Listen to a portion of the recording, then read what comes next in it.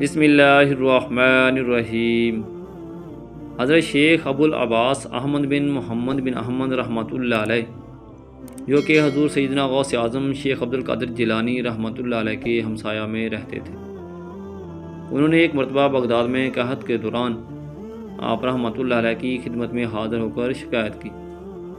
آپ رحمۃ اللہ علیہ نے 24 مد گندم نکال کر ان کو دیے اور فرمایا کہ اسے ایک ظروف میں بند کر دو اور ظروف کے پہلو میں سوراخ کر کے اس میں سے نکال کر پیس لیا کرو۔ حضرت شیخ ابو العباس رحمۃ اللہ علیہ فرماتے ہیں کہ ہم نے ایسا ہی کیا اور اس ظروف میں سے 5 سال تک گندم نکال کر کھاتے رہے۔ ایک روز میں نے اور میری بیوی نے اس ظروف کو کھول کر دیکھا تو اس میں 24 مد گندم ہی موجود تھی، جتنی آپ رحمۃ اللہ علیہ نے ہمیں عطا فرمائی تھی۔ اس واقعے کے 7 روز بعد وہ گندم ختم ہو گئی۔